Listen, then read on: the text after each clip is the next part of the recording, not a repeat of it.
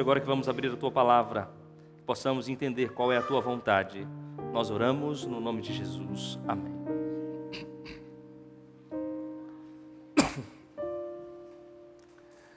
É muito bom estarmos juntos nesse domingo.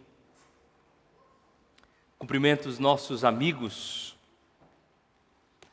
que estão aqui presentes conosco, que vieram a convite de outros amigos. Sejam muito bem-vindos. Eu gosto sempre de dizer, não importa quem você é, não importa qual denominação você pertence, o que importa é que você é filho de Deus. Esta é a casa de Deus, em outras palavras, essa é a sua casa também. Sinta-se muito bem-vindo e sinta-se em casa, claro. Cumprimento também os nossos amigos que nos assistem pela internet, ao vivo, e aqueles que nos assistirão em algum momento, que a graça do nosso Senhor possa alcançar a todos. Há cerca de um mês atrás, nós começamos um estudo com base no livro de Colossenses. Você já pode ir abrindo aí a sua Bíblia. Nós estudamos o primeiro capítulo, a primeira mensagem desta carta de Paulo a esta igreja. Curiosamente, Paulo não foi o autor, não foi aquele pelo qual teve um trabalho direto de Paulo para que a igreja de Colosso pudesse ser instituída. Mas foi de alguém ligado a ele, um missionário, um colaborador de Paulo que deu as boas novas do Evangelho àquela região. O nome dele, um nome diferente, Epáfras. Ele instituiu. Ele começou o trabalho naquela região, naquela cidade. É curioso que Paulo, enquanto estava preso em Roma, escreve à igreja de Colosso.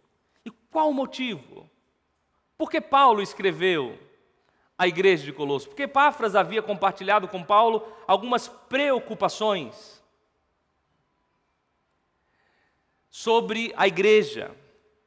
Algumas circunstâncias estavam acontecendo, algumas ideias, algumas teorias estavam influenciando filosofias humanas, algumas relacionadas a questões místicas de adoração a anjos. Também tinha a influência do tradicionalismo, do farisaísmo. Então Paulo escreve a essa igreja heresias, ensinamentos falsos. Paulo escreve a essa igreja para, de alguma forma, tentar minar a influência negativa que estava tendo na igreja de Colosso. Mas a principal questão era que todas estas influências, elas, além de trazer uma teoria falsa, elas estavam, de certa forma, afirmando que Cristo não era suficiente e que precisava de algo mais. Algo que completasse. No caso do farisaísmo, era preciso fazer. No caso das questões místicas, do gnosticismo, a questão de ideias e conceitos que de alguma forma pudessem complementar a ideia de Cristo. Então Paulo é convidado a escrever, e Paulo relembra a igreja de Colosso de uma verdade central e inegociável: Cristo. Cristo é supremo. Cristo é suficiente. Cristo é completo. Nele todas as coisas subsistem. Nele temos redenção, nele temos perdão, nele temos plenitude. Cristo não é simplesmente parte da nossa fé, Cristo é o centro. Cristo é a razão de existência da nossa fé. Então nós começamos lá no capítulo 1, do verso 13 ao 20. Nós começamos com uma das declarações mais poderosas e profundas de Paulo sobre Cristo, onde Paulo estabelece Cristo como o supremo, uma teologia elevada, mas não distante. Paulo nos apresenta uma verdade sobre Cristo prática que transforma, porque Cristo é realmente supremo. E entender essa verdade, aceitar essa questão, de certa forma, abala de forma positiva a nossa fé. E hoje eu quero ir a Colossenses capítulo 2, verso 6. No primeiro momento, Paulo apresenta Cristo como supremo. Hoje, Cristo é pleno. Cristo é completo. E com isso nós aprendemos que em Cristo nós somos completos. E por que isso é importante? Porque a gente vive num mundo que também tenta influenciar as nossas escolhas e as nossas decisões. A gente tem um mundo onde a identidade é um conceito e uma questão importante, mas na visão do mundo, a nossa identidade está ligada ao trabalho e às conquistas profissionais. Então, para que eu possa ser completo na visão do mundo, eu preciso ter conquistas profissionais. Não há erro em buscar conquistas, mas as conquistas profissionais não me complementarão do ponto de vista bíblico. Mas o mundo insiste que é preciso ter dinheiro para se tornar completo. Então, se eu tiver dinheiro, eu vou ser completo. Então, a gente faz o trabalho a nossa identidade, e o trabalho se torna o nosso fardo. Para alguns, na visão do mundo, para que eu possa ser completo, eu tenho que ser aceito pelas pessoas. E quando a gente busca aceitação nas pessoas, a gente vai viver de forma insegura. Tem gente que torna a religião a questão de importância para ser completa. E não há problema na religião. O problema é que quando nós buscamos na religião, nós muitas vezes focamos no esforço. E a religião se torna um fardo e a gente perde a nossa alegria. Então Paulo aqui, em Colossenses capítulo 2, verso do 6 ao 10, Paulo está dizendo, Cristo nos completa. Em Cristo nós temos tudo. Em Cristo nós somos tudo. Em Cristo nós não precisamos de nada. Eu quero ler com você. Verso 6 do capítulo 2 diz assim, ora, como recebestes a Cristo Jesus, o Senhor, assim andai nele. Nele radicados e edificados, e confirmados na fé, tal como fostes instruídos, crescendo em ações de graça. Verso 8. Cuidado, que ninguém vos venha enredar com a sua filosofia e vãs sutilezas, conforme a tradição dos homens, conforme os rudimentos do mundo, e não segundo Cristo. Porquanto nele habita corporalmente toda a plenitude da divindade, também nele estáis aperfeiçoados, ele é o cabeça de todo principado e potestade. Paulo, em mais uma declaração poderosa.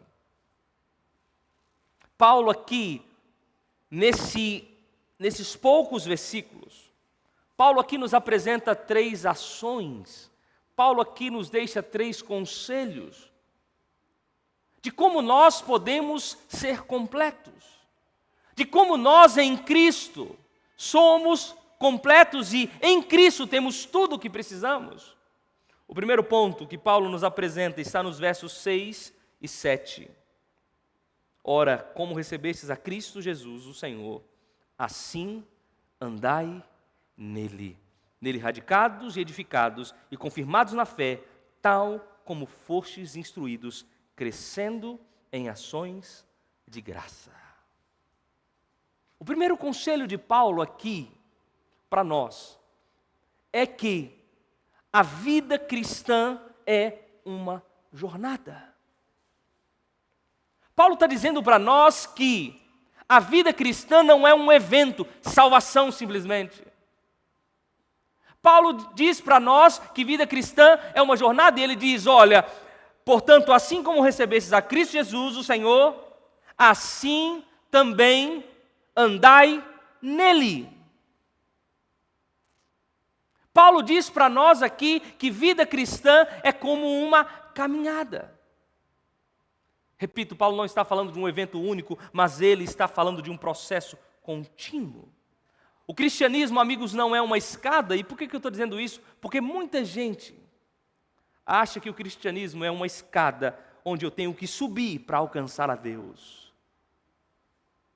Mas Paulo aqui está dizendo para nós, Deus já desceu através do seu Filho. Ele está dizendo, você só precisa caminhar com Ele. Você não precisa se esforçar, você só precisa caminhar com Ele. Paulo não está falando, mais uma vez, desse evento, mas Paulo está falando de uma jornada de fé. E no pensamento bíblico, meu querido amigo, andar era uma metáfora para o modo de vida de uma pessoa, o modo de andar de uma vida diária, o modo pelo qual se escolhia viver. E é curioso que Paulo aqui, ele diz para nós, assim como você foi salvo e é salvo pela graça, você também precisa crescer pela graça. Você é salvo pela graça e você cresce na graça. É uma jornada, é uma caminhada, assim como o casamento, não é? Você não apenas se casa um dia e a vida volta como era antes. O casamento, depois que acontece, ele muda toda a nossa vida. Então, quando você é salvo por Cristo, e você aceita a salvação, e você começa a caminhar com Cristo, Cristo transforma toda a nossa vida. É por isso que Paulo aqui, nesses 2 primeiros versículos, Paulo diz, você precisa caminhar com Cristo. E é curioso, eu disse, não é? O cristianismo não é uma escada. Todas as outras religiões do mundo, se você começar a estudar o Deus deles, o ser superior deles, é preciso se escalar. E quando eu falo escalar, não estou falando que do ponto de vista literal, mas é preciso fazer algo para agradar o Deus deles. E Deus aqui, o nosso Deus, o Deus poderoso, o Criador do universo, Ele só diz, só caminhe comigo. Eu já fiz tudo por você. É só caminhar comigo. E é curioso, amigos, que no verso 7, Paulo, ele sai do ponto abstrato e ele vai para um ponto mais interessante. Paulo descreve o que é caminhar com Cristo. E ele utiliza aqui 3 conceitos. Se você for em outras versões, você vai perceber que o primeiro conceito, onde aqui eu li radicados, é a palavra enraizado. Paulo está dizendo aqui para nós que quando nós estivermos ligados a Cristo, de forma verdadeira e não superficial, nós devemos estar enraizados em Cristo. E o andar com Cristo, o andar nele, é estar plantado nele. E o que Paulo está dizendo para nós? Assim como uma árvore cujas raízes mergulham no fundo do solo, nós devemos estar totalmente enraizados em Cristo. Por quê? Para que a nossa fé não seja abalada por qualquer turbulência. Para que nós possamos ter estabilidade espiritual. Por isso, amigos, se as suas raízes estiverem em Cristo, sua fé não será arrancada por qualquer tempestade. É disso que Paulo fala. Em outras palavras, Paulo está dizendo, você precisa andar em Cristo, você tem que estar arraigado em Cristo. E o segundo conselho que Paulo diz para nós, do andar em Cristo, é estar edificado. Sua fé precisa ter estrutura.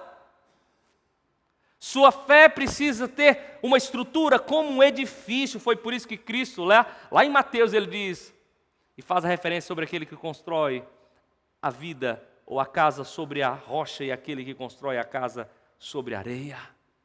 Paulo está dizendo, andar em Cristo é ter uma vida estruturada, espiritualmente forte em Cristo. Você não pode construir a sua fé baseada em emoções. Você não pode basear a sua fé em sentimentos. Eu gosto de dizer isso, amigos, por quê? Porque muita gente por aí baseia a fé em sentimento. Eu fui à igreja e eu senti a Cristo. Eu cantei um louvor e eu senti, claro que Cristo afeta os nossos sentimentos, mas os nossos sentimentos não devem ser a base da nossa experiência com Cristo. Porque muitas vezes os nossos sentimentos, eles muitas vezes vão nos enganar. Por isso Paulo diz, você precisa estar edificado, a sua fé precisa ser estruturada, você não pode construir a sua fé sobre emoções, tradições humanas, filosofias passageiras, porque senão, como uma casa construída na areia, você vai estar vulnerável. E o terceiro ponto, Paulo diz, confirmados na fé, algo firme, estabelecido, inabalável. A caminhada cristã, amigos, é um processo contínuo, onde há enraizamento, onde há estrutura e onde há confirmação constante. Quem caminha com Cristo não tem falta de nada. Quem caminha com Cristo, o sentimento pode estar direcionando para um lado, mas quem caminha com Cristo não é influenciado por sentimento. Quem caminha com Cristo é completo, porque sabe que o mundo pode cair, mas em Cristo há paz, que excede o entendimento humano. Paulo está dizendo para nós, ei, salvação não é um evento, salvação é uma caminhada. Você é salvo pela graça e você cresce na graça. Por isso, meu querido amigo, Deus está te chamando esta noite a caminhar com Ele. Deus está te chamando essa noite a ser completo nele. Deus está te chamando essa noite a não basear a sua vida em sucesso humano, em aprovação humana, em recursos financeiros. Deus está te chamando a basear a sua fé em Cristo e na caminhada com Ele. É isso que Deus está nos chamando. Por isso eu pergunto, como está a sua vida com Cristo? Como está a sua experiência com Cristo? Baseada em experiências humanas? Ou baseadas em Cristo? Então, o primeiro conselho de Paulo, andai em Cristo. O segundo conselho, amigos, está no verso 8. Tende cuidado, para que ninguém vos faça presa sua por meio de filosofias e vãs sutilezas, segundo a tradição dos homens, segundo os rudimentos do mundo, e não segundo Cristo. Paulo diz para nós, não seja influenciado por filosofias humanas. Esse é o conselho. E é curioso que Paulo diz aqui sobre o perigo das filosofias vazias, mas ele diz, tende cuidado para que ninguém vos faça presa. Outras versões diz, tende cuidado para que ninguém te sequestre. Olha que curioso, não é? Paulo está dizendo, cuidado para não ser levado pelas filosofias vazias, que não valem nada. Cuidado, elas são perigosas. Cuidado para que ela não capture você. Cuidado para que ela não sequestre você. Paulo está dizendo para nós aqui que há um tipo de pensamento, há um tipo de influência que pode escravizar você e afastá-lo da liberdade que há em Cristo. É como um sequestrador mesmo. Um sequestrador, ele não avisa que vai sequestrar ninguém.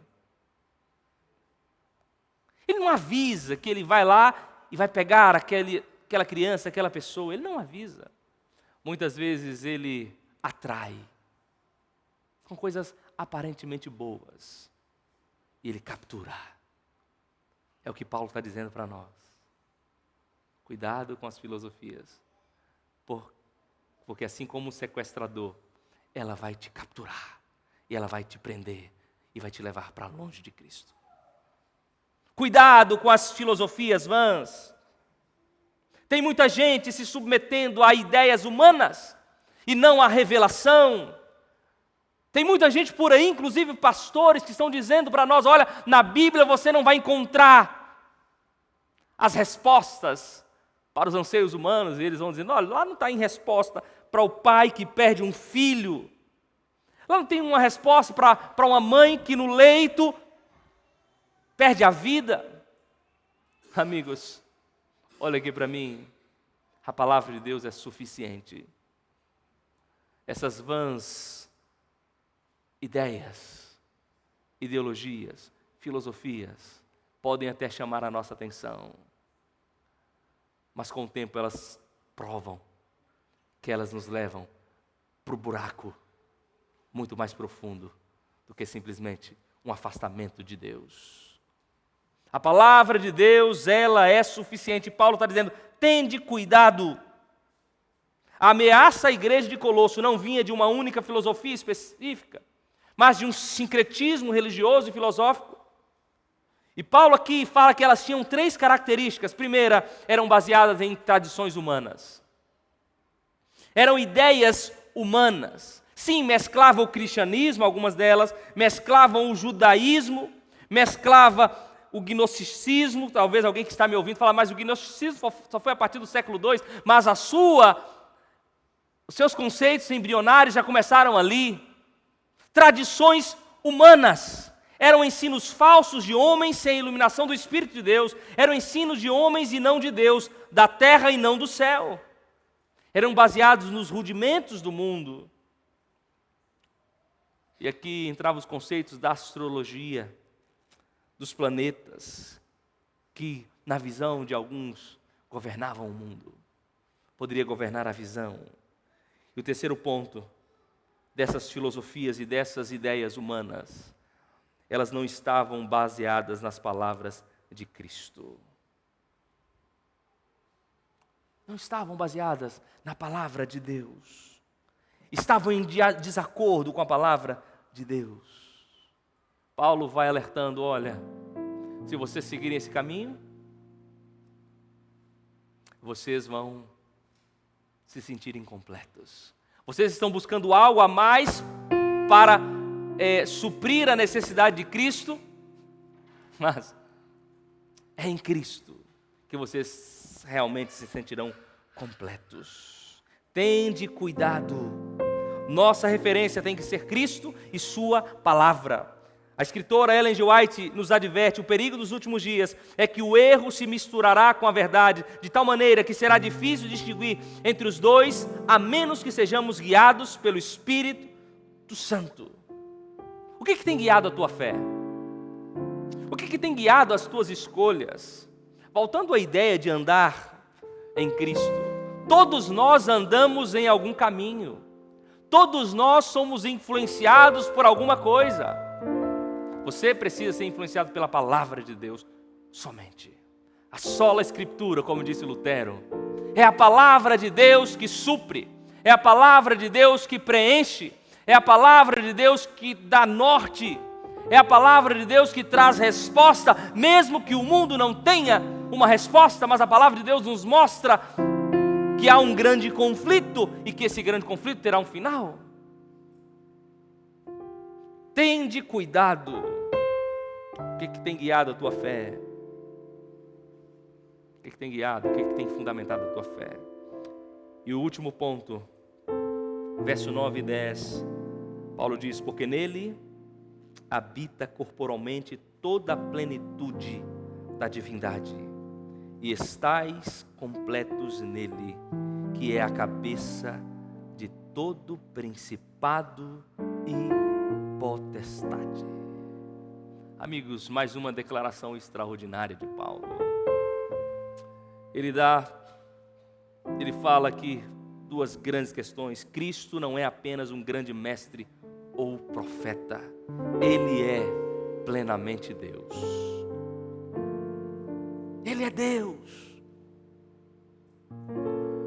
Cristo é Deus em sua totalidade e nós estamos completos nele. Aqui está falando de totalidade absoluta, sem falta de nada. Paulo está afirmando que tudo que Deus é, Cristo é. E se estamos em Cristo, nós não precisamos buscar nada. Nós não precisamos de nada para nos completar. Em Cristo nós somos completos. Não precisamos do conhecimento. Não que o conhecimento não seja importante, mas não é o conhecimento que nos tornará completos. Não precisamos de mais seguidores nas redes sociais, porque não é a quantidade de pessoas que nos conhecem que nos tornará mais completos. Não precisamos de mais amigos no dia a dia, não precisamos de mais dinheiro. Não precisamos da aprovação humana. Talvez alguém aqui essa noite está buscando aprovação. Poxa, eu preciso ser aprovado. Lá na igreja, lá no trabalho, lá em casa, talvez você está buscando a aprovação de um pai, de uma mãe. Em Cristo você é completo. Cristo em você e com você te torna completo, mesmo que um pai te abandone. Mesmo que teus amigos te abandonem, em Cristo você é completo. É isso que Paulo está dizendo. Você não precisa de nada. Cristo é suficiente para a nossa identidade. É dele que nós precisamos. O inimigo vai te convencer que te falta algo. Foi assim que ele fez no Éden e é assim que ele faz. Se você comer do fruto, você será como Deus. Ele vai tentar te convencer que você precisa de algo. E talvez você está aqui buscando algo, talvez você está me assistindo buscando algo, e esse algo não tem saciedade. A gente vai vendo e a gente vai acompanhando quantos adolescentes têm cortado, se mutilado, porque falta algo.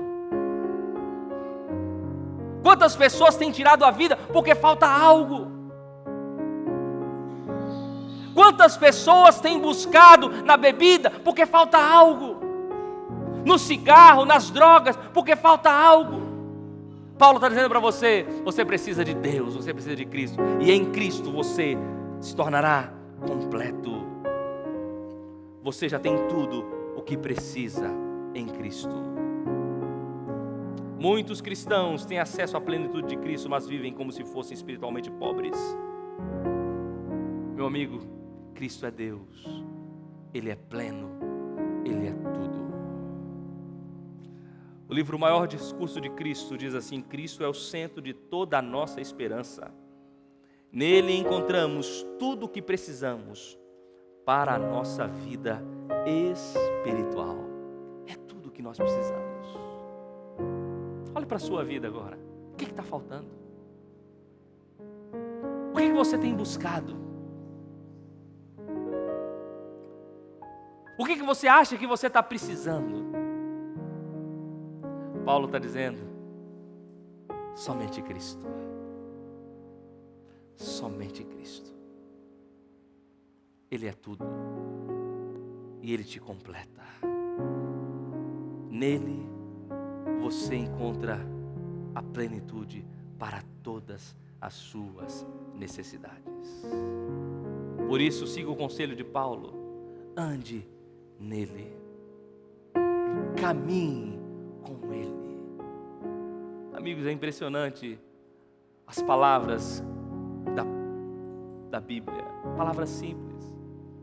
Cristo está dizendo para você essa noite: me dá a sua mão e venha caminhar comigo. Mas pastor, o que eu preciso fazer? Só pegar as mãos de Cristo. Pastor, só não discuta. Pegue, caminhe, enraize a sua vida em Cristo, edifique a sua vida em Cristo, e para isso você só precisa caminhar com Cristo. Você está disposto a caminhar com Cristo? Você está disposto a dizer: Senhor, eu quero caminhar com o Senhor? É só isso, é simples, só isso. Eu quero caminhar com o Senhor. E Cristo vai enraizar a sua vida. Cristo vai te plantar. E você vai se sentir completo. Seja qual for o seu fardo, entregue a Ele.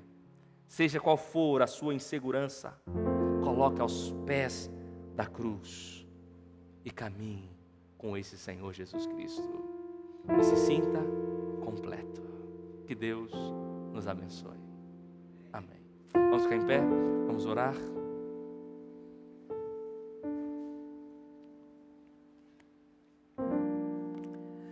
Querido Deus, aqui estamos na Tua santa presença. Louvamos a Ti, Senhor, porque o Senhor é poderoso. Louvamos a Ti, Senhor, porque a lógica do céu é totalmente contrária à lógica humana de qualquer outra religião deste mundo. O Senhor não está pedindo que nós façamos e façamos. O Senhor está pedindo apenas que nós possamos segurar nas Tuas mãos, para que juntos possamos caminhar. E nesta noite, Senhor, nós queremos dizer: eu quero caminhar com o Senhor. Eu quero enraizar a minha vida com o Senhor. Eu quero que a minha fé tenha estrutura, porque eu quero edificar a minha vida em Cristo. Nós não sabemos como, Pai, porque nós somos pecadores, mas nós temos fé de que o Senhor, através da Tua graça, estará fortalecendo a nossa vida e nos dando direcionamento nessa caminhada. Se existe alguém aqui, ou que está nos assistindo, que está em busca de algo, que está se sentindo incompleto, inseguro, que essa pessoa receba o Teu Santo Espírito e possa sentir completo em Ti. Que a Tua graça nos alcance. É o que nós oramos no nome de Jesus. Amém.